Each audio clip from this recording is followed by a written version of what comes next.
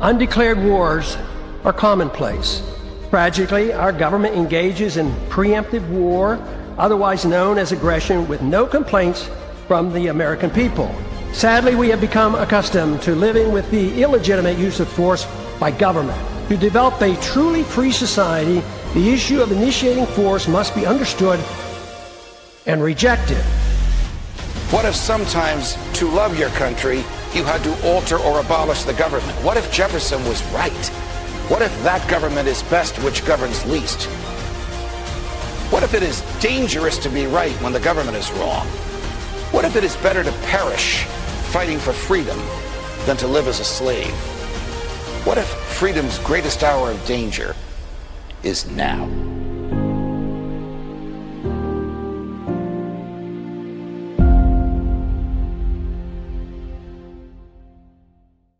Hi, everyone. Judge Andrew Napolitano here for Judging Freedom. Today is Wednesday, January 21st, 2026.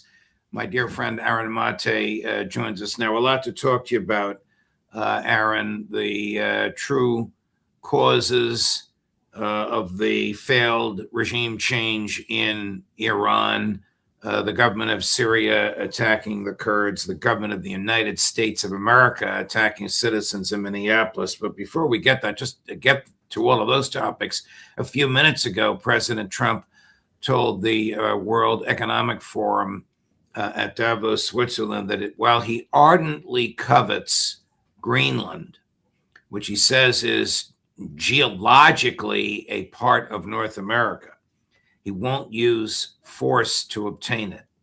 Who would believe him? Fair question. But look, let's assume he's true, that he's not going to use force. How then will he get Greenland, which he seems very intent on acquiring? Well, this is where I think the Ukraine proxy war comes in. He needs to placate Europe if he's not going to use force, as he claims to in Davos. So what could he offer them? Well, they really want Trump to offer Ukraine security guarantees, basically a NATO-like pledge for the U.S. to get involved in a war with Russia if hostilities ever resume there after a peace deal. And I suspect that if Trump really is not going to use force to get Greenland, which again I agree with you in questioning, that this might be something that he actually could offer if there is a negotiation. And regardless, I mean, that's just speculation. All this has shown what a complete humiliation and disaster NATO's overall, the European members of NATO, what their policy has been of just basically subordinating themselves to the U.S. NATO Secretary General calling Trump daddy. Back when Biden was president, some refer to him as grandfather Biden, taking care of the European continent. They've all subordinated their security and their economies to the U.S. because one of the things that they did at the behest of the U.S. was cut themselves off from cheap Russian gas, which powered a lot of Europe, especially Germany, which is the economic engine of Europe. And what do they get in response? They get a U.S. president basically calling them all weak and saying that he's going to take the territory of one of their members. And so they're in a very, very tough spot here. And whether Trump uses force or not, he is totally fine with humiliating the people who we were previously told were our top allies, and NATO was sacrosanct, and we respect NATO. All NATO has gotten as a reward for their subordination to the U.S. is just more and more humiliation. I mean, do we know what the Kremlin thinks about these efforts to acquire Greenland? I mean, we have a clip from Sergei Lavrov saying Trump covets Greenland, and that you can analogize it to us retaining or reacquiring Crimea. We have Dmitry Peskov saying Trump's going to go down in history one way or another, whatever happens with Greenland. There's the idea that this is further destabilizing NATO, which is something that the Kremlin has long sought. So when your enemy is shooting his friends in the foot, why stop them? Yeah, I think that's fair. I mean, I'm sure they enjoy the humiliation that is ensuing, especially given what was happening before. They were powering a lot of Europe with their cheap energy. Trump was among the key figures who ended that, because recall that in his first term, he was trying to stop the Nord Stream pipelines. he imposed sanctions on his own allies, including Germany, over the Nord Stream pipelines. He didn't want it built. And so he was trying to sever Europe from Russia. They achieved that. And what do they get in return? Trump now trying to sever Europe from their own territory, which is Denmark's control of Greenland. At the same time, though, why does Trump want Greenland? Well, he's been open that he sees it as a good tool in the use against Russia, that this does push the U.S. closer to Russia, and then for his so-called Iron Dome defense system and other military designs, he could have a new territory, including a new territory that he could use to extract valuable minerals from, which is seen as an affront to Russia. So I suspect in Moscow there is some mixed feelings here. And meanwhile, what all this is distracting from, this is called a major crisis for NATO, and it is. But what has also happened lately? In just little over 3 weeks, the last remaining treaty between the U.S. and Russia that limits both countries' nuclear weapons stockpiles is over. It expires February 6th, I believe. Correct. And this is the last treaty that limits the nuclear arsenals of the world's top two nuclear powers.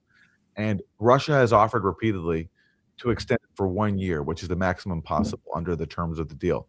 Trump initially said he was open to that. What has he said recently? Well, if it expires, we'll negotiate a brand new deal. That's not how it works. Once it expires, we're in a new nuclear arms race. And everybody, except for Moscow, which has tried to bring this up, seems to be ignoring this. So we're in a very dangerous moment, and people are ignoring, I think, the biggest danger there is. Is it your understanding that the Russians and the Chinese actually helped defeat the CIA MI6 Mossad coup attempt on the streets in Iran 2 weeks ago? I think it's a bit of a mixed picture. So, for example, when the currency plummeted, and the allegation from Iran and its supporters is that this was manipulated deliberately by the U.S. and their allies abroad, which I don't know enough about. But what I do know is certainly that the sanctions imposed by the U.S. played a major role in collapsing Iran's economy.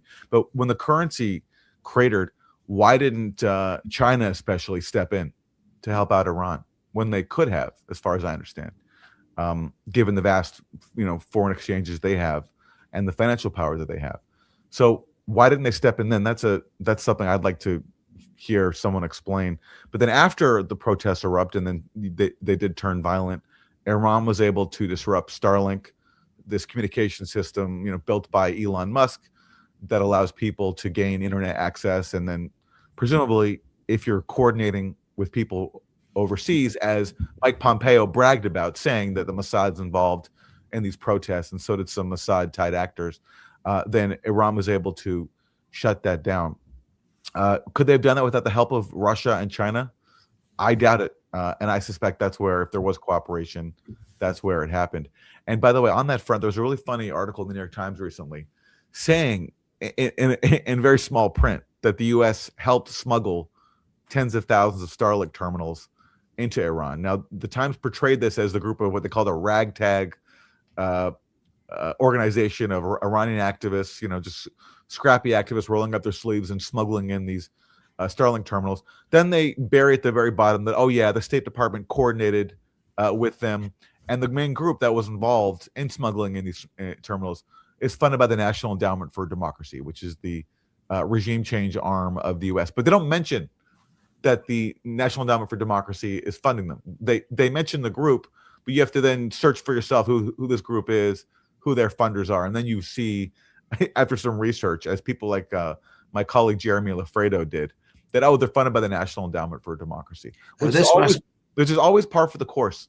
You can never acknowledge in establishment media that groups that are portrayed as so-called grassroots and scrappy and ragtag, they're really funded by the regime change arm of the U.S. government. This is the same crew that is promoting the Shah's son, calling him the exiled crown prince, and he's been on all the major television networks in the past week. He's expecting to be crowned the new Shah of Iran. I mean, this is fanciful. This is crazy that anybody would take this seriously. You brought us a very interesting clip from the Secretary of the Treasury admitting the subterfuge to devalue the Iranian currency. Chris, cut number 18. What do you want to say about sanctions, something else you've been working on, of course? What are you planning there in terms of Iran and the impact there? Do sanctions actually work? And the same question with regard to 500% secondary sanctions or tariffs on countries who purchase energy products from Russia. Okay, so two things there. There are Treasury sanctions. And if you look at a speech that I gave at the Economic Club of New York last March, I said that I believe the Iranian currency was on the verge of collapse, that if I were an Iranian citizen, I would take my money out. President Trump ordered Treasury and our OFAC division, Office of Foreign Asset Control, to put maximum pressure on Iran, and it's worked. Because in December, their economy collapsed. We saw a major bank go under. The central bank has started to print money. There is a dollar shortage. They are not able to get imports. And this is why the people took to the street. So this is economic statecraft. No shots fired. And things are moving in a very positive way here. This is what you're suggesting the Chinese, with their enormous wealth, could have, for lack of a better word, diluted the effect of. Yes, I mean the dilemma with these situations is all the criticism goes on the people who are imposing these illegal sanctions, these murderous sanctions that Scott Bessent is bragging about. So, there's something a little unfair about criticizing, China and Iran for not adequately responding, but I still think that these are matters worth raising because, look, it's their responsibility. It's the responsibility, especially of the government of Iran, to do their best to maneuver in these situations. But that doesn't negate the fact that these sanctions are just completely illegal and immoral. What right does Scott Bessent have and an army of bureaucrats in the Treasury to design policies that deliberately impoverish the people of Iran? None. And what right, Yeah. Political, moral, legal, diplomatic, does Donald Trump have to depose the head of state of another country, whether it's Nicolas Maduro or the Ayatollah? Yes. And as you can see, as is the case here with Iran and every other case, it's never the government that really is personally impacted by this. I mean, the government of Iran, the rulers, they're living still comfortable lives. It's the people who are suffering, to the point where Scott Bessent brags about their economy collapsed and they went out on the street. He's taking credit for the economic deprivation, the misery that caused people to protest. And, no government has the right to do that to somebody else. And but yet it's taken as normal that the U.S. has the right to spend years and years and years. And a lot of people work on these sanctions policy, carefully coming up with all these complex rules and decrees that make economic functioning for other countries like Iran impossible. And that's what I think was the major spark of these recent protests. Now, there is corruption in Iran, there is mismanagement, there is repression, and people have legitimate grievances in that. But I think the question to ask is, like, why is this seen to be supporting struggling people when really all you're doing is increasing their deprivation? And the best way to support people of Iran, I think, is to stop economically suffocating them. But that question never comes up. It's just assumed that because the people there have grievances against their government, that we have the right to go in and make their lives even more difficult. And in a different timeline, if Iran wasn't being crippled by the U.S., it wasn't being constant under the threat of war from Israel and the U.S., you have to wonder how different things would be. There are studies showing that the main drivers of social reform inside Iran are the middle class. And the middle class has been wiped out by Trump sanctions. After Trump sanctions were imposed back in 2017, 2018, Iran's middle class shrunk drastically, and economic gains that had been happening previously were wiped out. So these sanctions, on top of being immoral, illegal, also target the people who are most vulnerable and who actually could drive social change if the country was just left alone.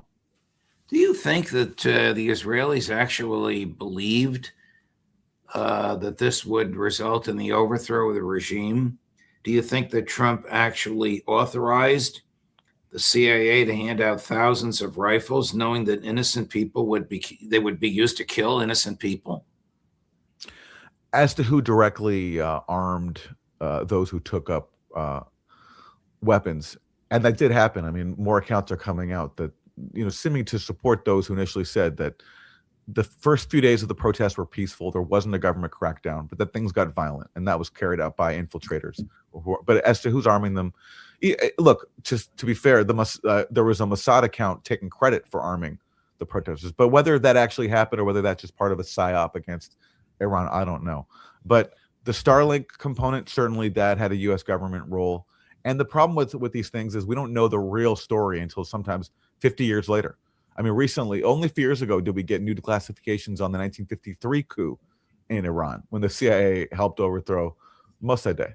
And just a few years ago, a lot more documents on that were released showing about how the CIA did it. So the full story, unfortunately, doesn't emerge sometimes until decades later. What we know is that these sanctions deliberately destroyed Iran's economy. We know that Mike Pompeo openly bragged about Mossad agents walking side by side the protesters. So it's fair to assume that there is some sort of covert operation going on.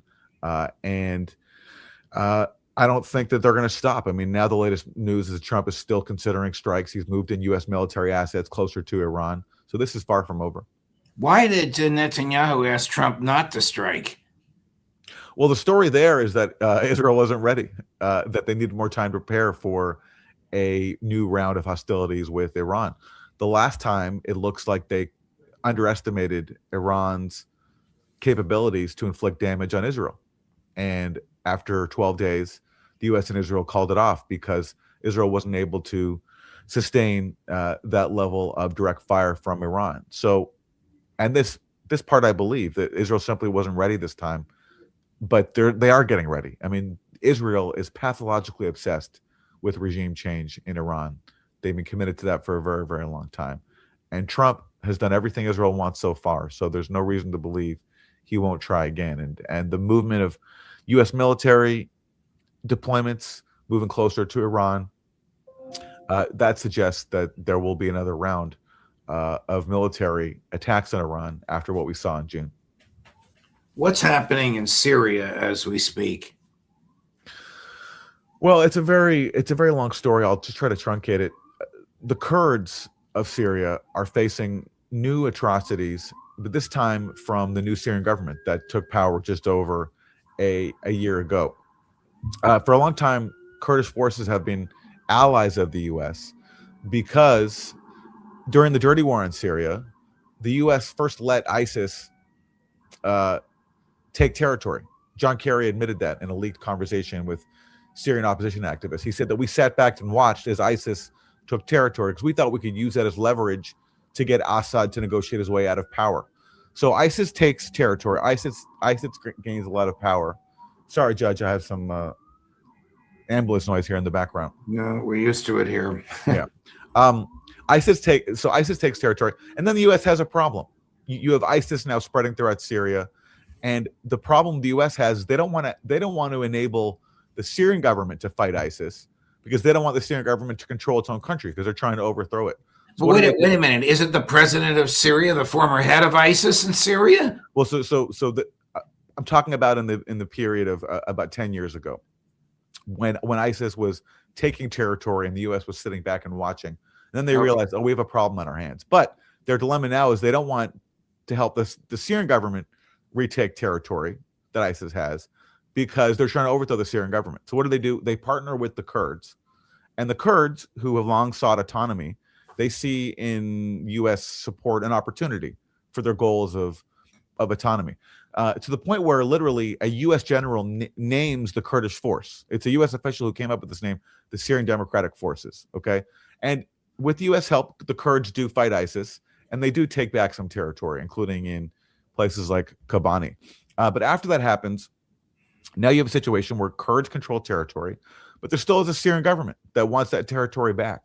So you have efforts by the Syrian government to basically negotiate with the Kurds, and who stands in the way? Washington, and basically tells the Kurds, don't make a deal with the Syrian government. We'll have your back, okay? Because they don't want Syria to control its own territory because they're trying to overthrow Assad.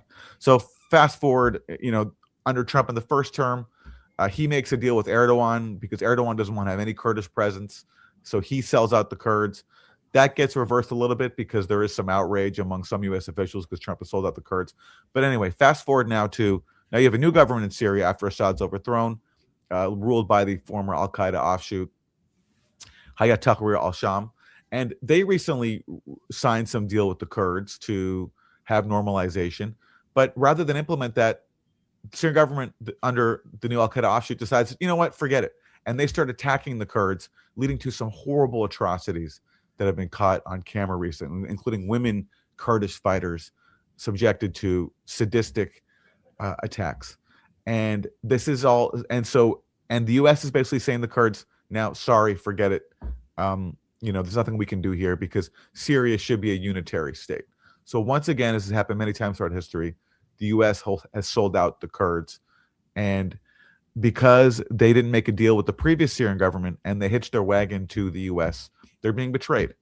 And this time, because the new Syrian government has the support of Washington, because they're doing our bidding, they have Trump's blessing. Trump is standing by right now and watching as the Kurds face new atrocities. It's really tragic. Wow. I want to go to Minnesota, where the state of affairs has deteriorated radically. Chris, let's play the clip by the Brooklyn Park police chief. Watch this, Aaron. We, as law enforcement community, have been receiving endless complaints about civil rights violations in our streets from U.S. citizens. What we're hearing is they're being stopped in traffic stops or on the street with no cause and being forced to demand paperwork to determine if they are here legally. As this went on over the past 2 weeks, we started hearing from our police officers the same complaints as they fell victim to this while off duty. Every one of these individuals is a person of color who has had this happen to them. In Brooklyn Park, one particular officer that shared her story with me was stopped as she passed ICE going down the roadway. When they boxed her in, they demanded her paperwork, of which she's a U.S. citizen and clearly would not have any paperwork. When she became concerned about the rhetoric and the way she was being treated, she pulled out her phone. In an attempt to record the incident, the phone was knocked out of her hands, prevented her from recording it. The officer had their guns drawn during this interaction. And after the officer became so concerned, they were forced to identify themselves as a Brooklyn Park police officer in hopes of slowing the incident and de-escalating the incident down. The agents then immediately left after hearing this, making no other comments, no other apologies, just got in their vehicles and left. I wish I could tell you that this was an isolated incident. This isn't just important because it happened to off-duty police officers, but what it did do is we know that our officers know what the Constitution is, they know what right and wrong is, and they know when people are being targeted, and that's what they were. If it is happening to our officers, it pains me to think of how many of our community members are falling victim to this every day. It has to stop. One thing they had in common was every single one of those off-duty cops who was stopped by ICE was a person of color. And look, just to connect this to what we're talking about earlier with Iran, I mean, Trump has repeatedly threatened the use of force against Iran over its crackdown on protesters. By the way, a crackdown that he helped generate by destroying the economy, as Scott Bessent took credit for. And meanwhile, this is happening in Minneapolis and across the country. Judge, let me ask you, I mean, you're an expert on these things. I mean, what do you think of, does ICE have the legal authority to be carrying out all these operations, including now, I mean, the talk is about, people like Renee Good were interfering with a law enforcement operation. That's what the Trump administration says about her. But now it sounds like by harassing cops, ICE is interfering with law enforcement. Yes, ICE is interfering with law enforcement. ICE is violating the 10th Amendment because public safety is unambiguously a local and state responsibility under the Supreme Court ICE stopping people. Look, a federal judge just said you can't stop people without articulable suspicion, and you cannot arrest them without probable cause. We're not going to permit these group arrests. You need an arrest warrant to arrest someone, or you must actually observe them committing a felony in order to arrest them. That's the law of the land in the United States. It's been the law since 1963, when the Supreme Court decided that the states were subject to the Fourth Amendment as well as the federal government. Look, there's a new twist on this. A Minnesota doctor, we're going to play this clip right now for you. A Minnesota physician says Renee Good, the woman that was murdered by the ICE agent Jonathan Ross, had a pulse 8 minutes after he shot her, and no aid was administered to her by these thugs in the streets. Chris?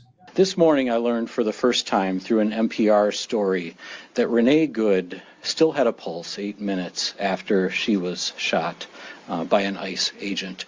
And yet the offer to administer aid from a physician on the scene following his Hippocratic oath was denied. I can't say how much that stirs the blood of everyone behind me here as we try to fulfill our obligation, our oath, and our duty to care for the people of Minnesota. And I believe it stirs the blood of every patriotic Minnesota who knows how we treat each other in this state. So that is what we are here to speak to today as healthcare professionals. I don't know where this is going to go. Look, you talk about the Constitution. The feds have committed obstruction of justice by seizing the evidence and not sharing it with state authorities. I saw an interview with an FBI agent who is talking to a retired FBI agent who's talking to his friends who are still in the FBI. They are repulsed by the fact that they are not permitted to investigate this killing. These are Minnesota FBI agents, and instead are ordered to investigate the politics of the surviving spouse of the murdered victim. Who the hell has ever heard of this? I mean, that part just is one of many aspects of the story that is just beyond belief. The fact that they're investigating the partner of Renee Good for her political affiliations, and they're not investigating, as Deputy Attorney General Todd Blanche has openly said, they're not investigating the officer who, for some reason, the Trump administration insists have immunity. I mean, but is it not true that because this is technically a federal officer, that the investigation has to be federal, that it can't be at the state level? Is that at least that is not true at all? No? If you recall the Ruby Ridge, Idaho case, the FBI sharpshooter was indicted for murder by the state, and he was tried for murder by the state, and the courts upheld the prosecution. It has an unsavory ending that has nothing to do with the facts in the case, but the prosecution is perfectly valid. There's no statute of limitations on murder. So Jonathan Ross, and the president cannot pardon a state crime. Jonathan Ross can be indicted and prosecuted at any time, whether it's by Keith Ellison in the next year or so, if the feds will ever surrender the evidence, or by another administration more concerned about the rule of law at some time in the future. But I fear for our basic civil liberties when these masked agents can stop you in the streets and demand that you prove you're an American. Who the hell can prove you're an American citizen? Who walks around with their passport in downtown Manhattan or Brooklyn or Minneapolis? So that's where we are, Aaron. I know you're as aggravated about this as I am. I don't know how it's going to end while Trump is in the White House unless the courts will start doing the right thing. A courageous federal judge in Minneapolis did say no arrests without probable cause. We'll see if that works.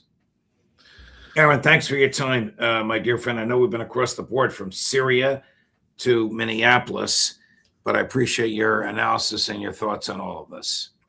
Thanks for having me, Judge. Good to see you. Sure. And coming up later today, Chris, do we know if we have Phil Giraldi? We don't know yet. All right. Phil is having internet issues. So we have Professor Glenn Deason at 1 and perhaps the great Phil Giraldi at 3. As soon as we know about Giraldi, we will let you know. Judge Napolitano for Judging Freedom.